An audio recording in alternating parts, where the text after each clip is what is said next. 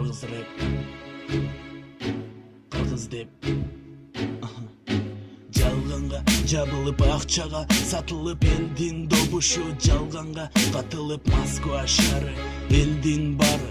Эгерде билсең менин кара дарым, караңгы жашоо башталышы мына, талапкерлерди тандоо эрежеси гана. Элим билип турат акыйкат мына, себеби кайтканым акчадан кайтканым, келечектеги менин сүйүктүү балдарым. Ошон үчүн кыргыз элге мадымарым, түгөнгөс байлыктарым, түгөнгөс айлыктарым. Элдин жүрөгүнөн бир гана адыханым, шайлоого бара албадым, добушту бере албадым. Бирок мен жүрөгүмөн бир гана мадымарым, добуш бересиңби анда адыханым. Жакшы нерсе болбоду акыркы 5 жыл, чындыкка акчаны, жалганга жакшыны түртүү берип ары басып кыргызымы кордодум. Жакшылык болбоду, элимди зордодум, билбейм эмне кантип келечегибиз болобу. Бабановду айтпайм, тозоктун аты, сөзүмөн кайтпаймын, чындыктын күчү, себеби биринчи кыргыз элинчи, эркекче айтсам Жээнбек сыгылчы.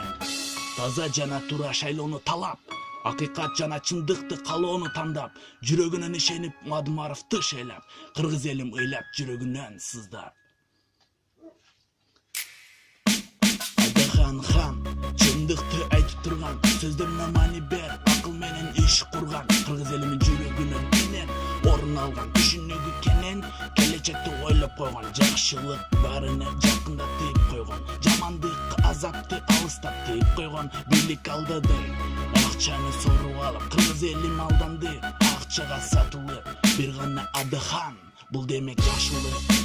Ханыбыз эли биз бүгүн күндө азапта, келечек жок эне, кайра эле тозокто. Ыйлаган сыздагандар болду, жүрөгү кайга толду. Москвада шайлоо мыйзамсыз өтүп жатты, кыргыз элим өзү күбө бардыгын көрүп жатты. Анда кантип эле Жээнбек шайланат, баарына акча берип бул деген шайтанат. Келечегин ойлобой акчага алданат.